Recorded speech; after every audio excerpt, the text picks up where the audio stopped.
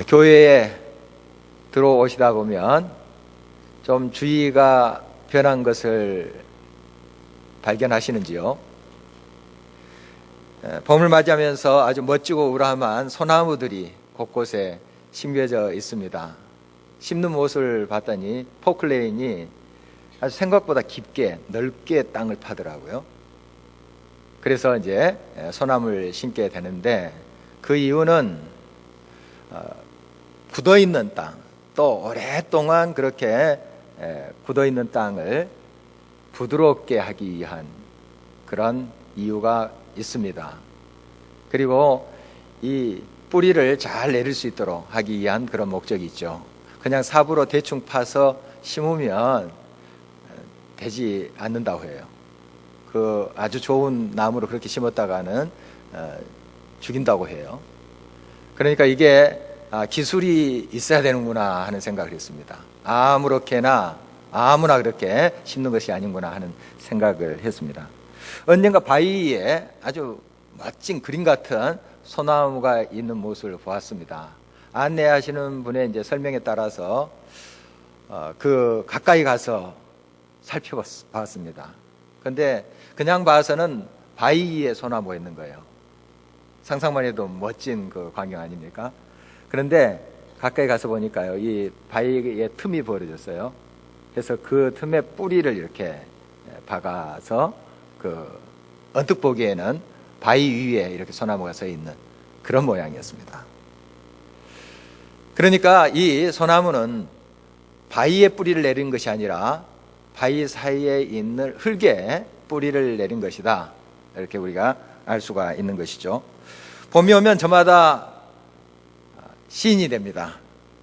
그중에 해마다 빠지지 않고 등장하는 상투적인 표현이 있어요. 이런 새싹이 얼어붙은 땅을 뚫고 고개를 내민다, 뭐 비슷한 그런 표현들이에요. 이것은 사실 생명력의 강인함, 아름다움을 노래하는 표현이죠. 그러나 사실상 이것은 수사학적인 표현이지 엄밀히 말해서 틀린 표현이라는 걸 아시죠? 돌같이 얼어붙은 땅, 그 새싹이 뚫지 못합니다. 못 뚫어요.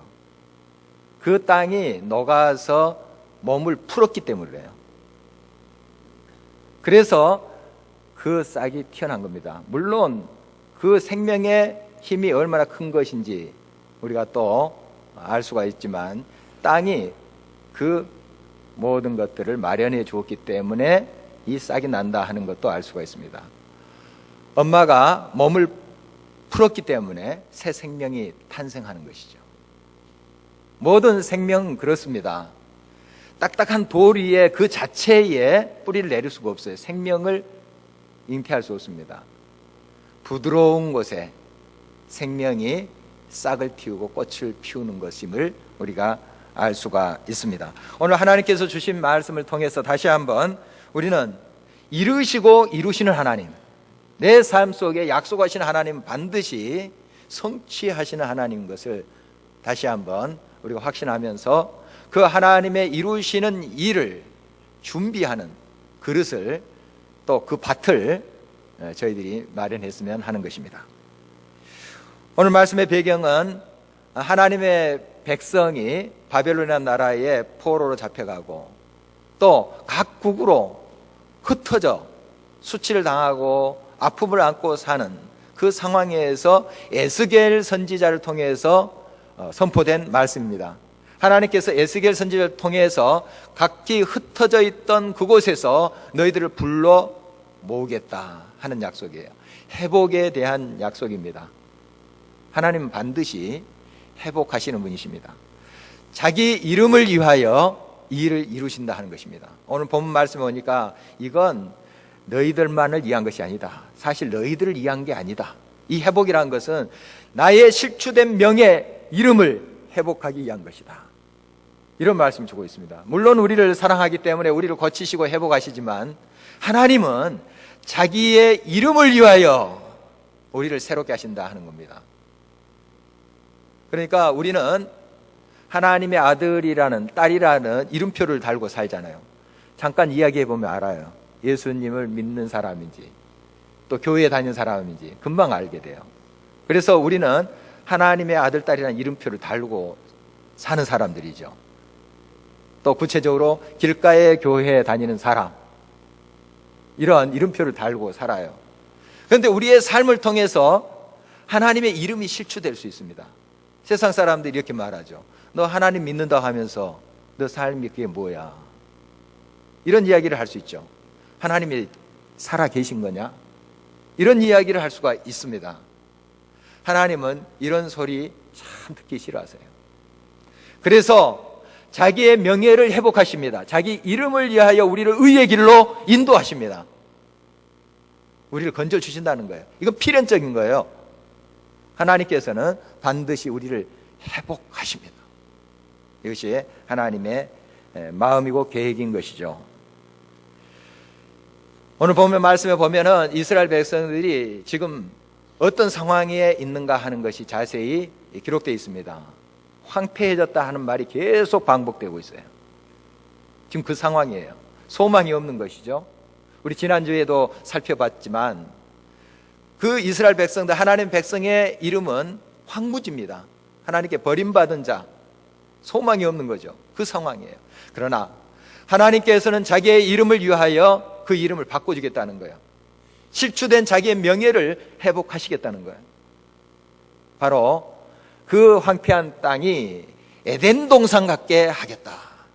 그리고 많은 백성들이 각기 흩어져 수치를 당하면서 살고 있지만 또 하나님의 때에 다시 그들을 불러들어서 양떼들처럼 많이 예루살렘에 가득하게 하고 성벽도 다시 세워져서 모든 것이 아름답게 회복되리라 하는 약속입니다. 하나님 반드시 이루십니다. 그래서 오늘 말씀 36절 끝에 보니까 나 여호와가 말하였으니 이루리라. 나 여호와가 말하였으니 이루리라. 이루시는 하나님, 이루시는 하나님입니다. 반드시 그래요. 결코 하나님은 약속하신 거, 말씀하신 거 어기시지 않아요. 그대로 성취하십니다. 이루시는 하나님이에요. 그 하나님을 우리는 잊지 말아야 됩니다. 요즘 이제 한 성도님이 많은 기도 부탁을 합니다. 그리고 지난 주간만 해도 한 2번 제게 문자를 보내셨어요. 일마다 때마다 목사님 기도해 주세요 하고 또 무슨 일이 있으면 또 같이 나누고 또 감사도 표현하고 이렇게 하십니다. 참 많은 문제 속에 있는데 물론 그 문제 때문에 주님을 찾게 되었고 만나게 되셨습니다. 그리고 세례도 최근에 받으시고 이렇게 하셨어요. 그러나 지금 버거운 그 문제 속에서 얼마나 힘들겠습니까? 그거 바라보면 절망할 수밖에 없어요. 문제가 산적해 있기 때문에. 그러나 날마다 삶 속에서 하나님께서 이루어 가시는 것, 그것을 또 바라보면서 감사하고 있더라고요. 문제가 이것이 해결됐습니다. 그때마다 즉시 제게 문자를 보내주세요. 저도 하나님을 찬양합니다 하고 답을 하죠. 얼마나 감사한지 몰라요. 정말 하나님께서는 지금도 약속하신 것을 성취하고 계세요. 반드시 이루십니다. 문제 아직 있을 수 있어요. 도전 닥쳐올 수 있습니다. 그러나 하나님께서는 자기 백성을 위하여, 결국 자기 이름을 위하여 우리를 건지신다는 거예요. 그리고 세상 사람들로부터 당신을 보니 하나님이 살아 계시는구나, 당신의 그러한 회복의 모습, 다시 서는 모습을 보니까 예수 그리스도께서 함께 하신다는 말이 맞구나, 이렇게 고백토록 하신다는 사실이에요. 그의 이름을, 그 명예를 회복하신다 하시는 사실입니다. 하나님은 반드시 말씀하신 바를 이루십니다. 이건 변치 않아요. 반드시 이루십니다. 자, 그런데 항상 우리가 그 하나님의 약속의 성취를 받는 그릇을 준비하느냐에 문제가 있는 거예요. 항상 그래요. 우리가 그 그릇을 준비하고 있는가? 씨앗은 완벽합니다. 완벽해요. 그러나 그것을 받을 땅을, 밭을 바로 준비하고 있는가 하는 거예요. 돌짝밭 같은 마음을 준비할 때 그 씨앗은 어떻게 됩니까? 좀 싹이 나다가 말라져 버리잖아요. 예수님의 비유 우리가 잘 알고 있습니다. 아무리 멋지고 훌륭한 귀한 소나무를 할지라도 대충 심었다가는 죽는 거예요. 깊게 넓게 파서 부드러운 흙을 만들어야죠. 또 영양분을 줘야죠. 준비해야 된다는 사실이에요. 하나님 반드시 이루십니다. 약속하신 바 반드시 성취하시는 하나님이세요. 우리가 그 마음의 밭을 준비하자는 것입니다. 어떻게 준비합니까?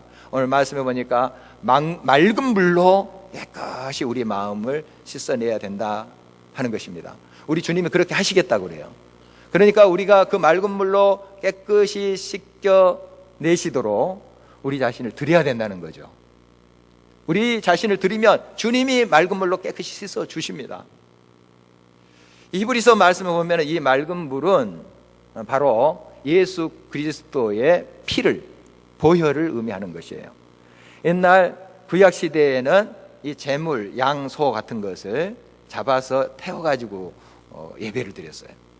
그때 이 맑은 물로 그 예물들을 씻었습니다. 그냥 막 잡아다가 하나님께 제사 드린 게 아니에요. 깨끗이 씻었어요. 맑은 물로 씻었다 하는 것은 우리가 제물로 우리의 삶을 하나님께 드릴 때에 예수 그리스도의 보혈로 우리를 깨끗이 씻는다 하는 것입니다. 즉 회개를 말하는 거예요. 날마다 회개하면서 내 자신을 돌아보면서 잘못된 거 하나님께 고백하고 바른 그릇을 준비해야 됩니다. 바른 밭을 준비해야 돼요. 정결한 밭을 늘 준비해야 됩니다. 우리가 완벽하지 않습니다. 그러나 예수 그리스도의 보혈의 공로를 힘입어 우리 자신을 고백하는 거죠. 늘 돌아보면서 잘못된 거 있으면 하나님 앞에 인정하고 고백하는 거예요. 바로 그것이 우리를 깨끗하게 준비하고 이렇게 밭을 준비하는, 또 땅을 준비하는 그런 모습이라고 볼 수가 있습니다. 바로 우리가 이렇게 회개하는 심령으로 나갈 때 하나님께서는 새 영, 새 마음을 우리들에게 허락하세요. 그걸 담아주십니다. 그러므로 우리는 늘 마음을 깨끗이 닦아야 됩니다. 회개함으로 나의 죄를, 나의 부족함을 인정하고 하나님께 늘 가까이 가서 우리 자신을 돌아봐야 됩니다. 그리고 돌이켜야 돼요. 어떤 성공하고 재력이 있는 유대인이 랍비를 찾아갔어요. 이렇게 물었습니다. 가난하고 참 없이 보이는 사람들인데 왜 저렇게 서로 사랑하면서 서로 나누면서 참 행복한데 나는 그런 마음이 없습니다. 나는 행복하지 않아요. 솔직히 이 사람이 랍비에게 이제 고백을 했습니다. 그 랍비가 그 사람을 창문가로 데리고 왔습니다. 저 창밖을 보십시오. 무엇이 보입니까? 한 엄마가 아이를 데리고 이렇게 가는 모습이 보입니다. 참 평화롭군요. 또 마차가 한 대 지나갔습니다. 정말 모습이 아름답습니다. 그렇습니까? 이제는 거울 앞에 세웠어요. 무엇이 보입니까? 제 모습이 보입니다. 그렇습니다. 이 유리창이나 거울은 유리로 만든 건데 다른 점은 유리창은 깨끗이 닦아 놓은 것이고 거울은 뒤에 칠을 해 놓은 것입니다. 날마다 우리의 마음을 비우고 닦으면 이웃이 보여요. 나눔의 삶이 가능하다는 것이죠. 결국 하나님을 볼 수 있는데 내 마음을 닦지 않고 내 생각과 세상의 가치관을 칠해 놓아 보십시오. 자기만 보여요. 이기적이 된다는 거예요. 그렇습니다. 자기의 정욕과 자기의 생각으로 가득 찬 사람은 이기적인 사람들인 것이 우리가 방금 발견해 볼 수가 있습니다. 여러분, 여러분의 마음의 창을 늘 닦아야 됩니다. 그래야지 다른 사람 보여요. 그래야지 하나님 볼 수 있어요. 늘 하나님께 고백하면서 우리 자신을 주님 앞에 내놓을 때 예수 그리스도의 보혈이 우리를 깨끗게 하신다는 사실인 것입니다. 히브리서 10장 22절입니다. 우리가 마음의 뿌림을 받아 양심의 악을 깨닫고 몸을 맑은 물로 씻었으니 참 마음과 온전한 믿음으로 하나님께 나아가자. 맑은 물이라는 것은 예수 그리스도의 보혈이라고 말씀드렸습니다. 늘 보혈의 능력을 힘입고 내 자신을 살피고 이것을 고백하고 주님의 피로 깨끗이 씻어달라고 주님 앞에 내 죄를 인정하고 고백할 때 주님은 미쁘시고 우러사 우리 죄를 씻으시고 동이서에서 먹은 것 같이 우리 죄를 다 없애 주신다 하는 것입니다. 날마다 이러한 마음의 밭을 준비해야 됩니다. 이럴 때 하나님께서 그 약속하신 것, 그 때가 되면 여러분에게 임하시는 거예요. 반드시 성취됩니다. 호세아서 10장 12절에도 너희가 자기를 위하여 의를 심고 긍휼을 거두라. 지금이 곧 여호와를 찾을 때니 너희 묵은 땅을 기경하라. 마침내 여호와께서 임하사 의를 빛처럼 너희에게 내리시리라 약속하고 계십니다. 묵은 땅을 기경하라, 갈아엎으라 하는 것이죠. 농부들을 보면 이 계절이 바뀌어서 봄이 오잖아요. 오면 밭 논을 갈아엎습니다. 그리고 이제 모내기 하기 위해서 벽실을 뿌리잖아요.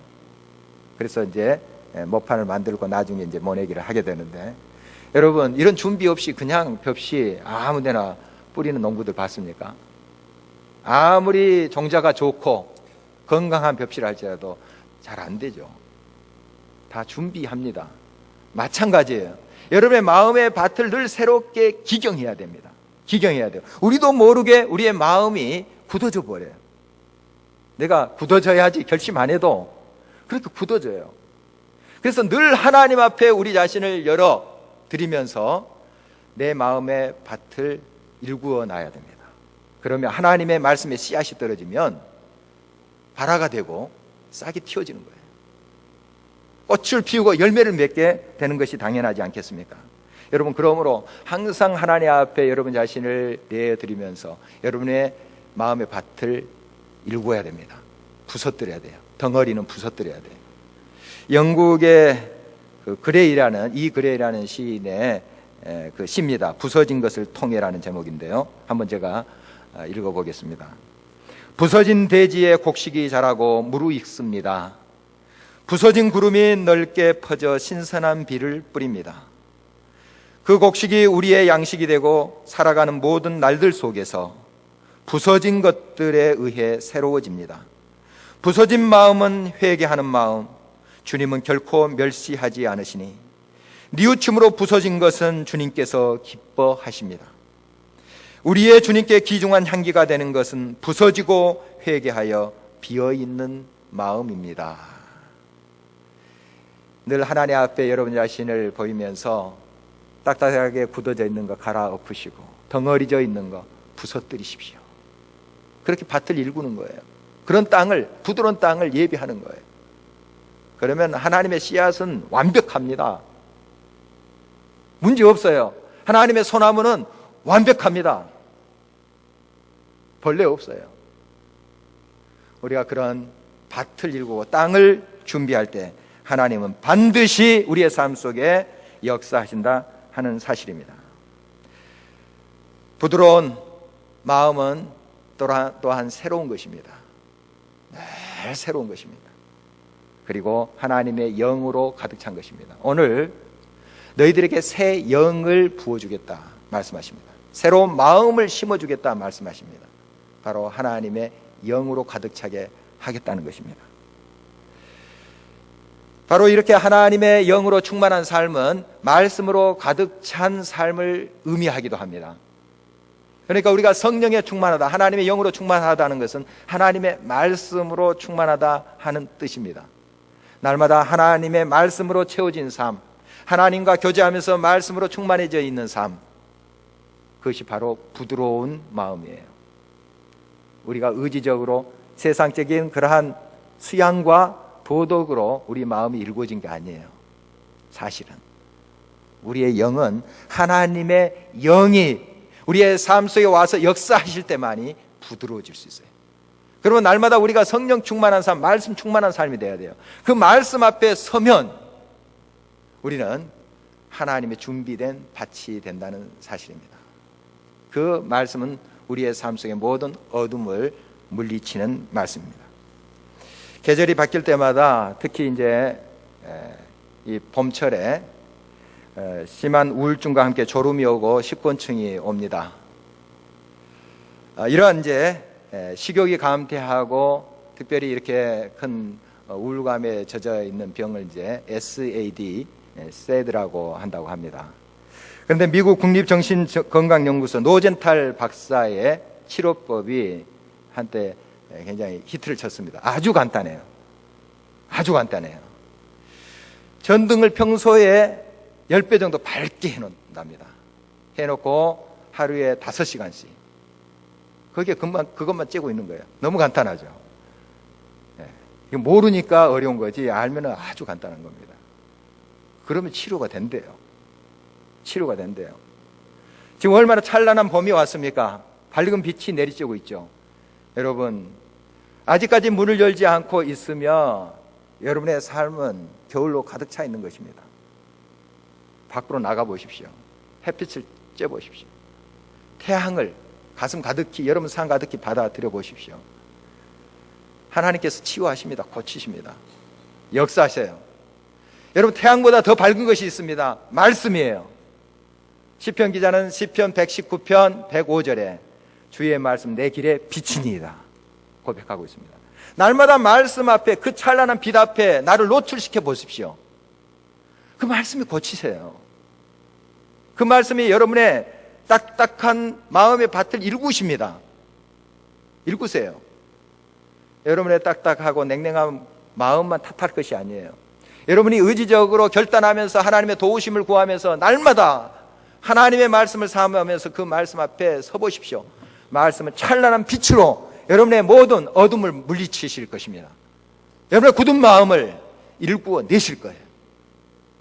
바로 부드러운 마음이라는 것은, 부드러운 마음의 밭이라는 것은 늘 말씀에 충만한 것이다 하는 사실을 다시 한번 기억하게 됩니다.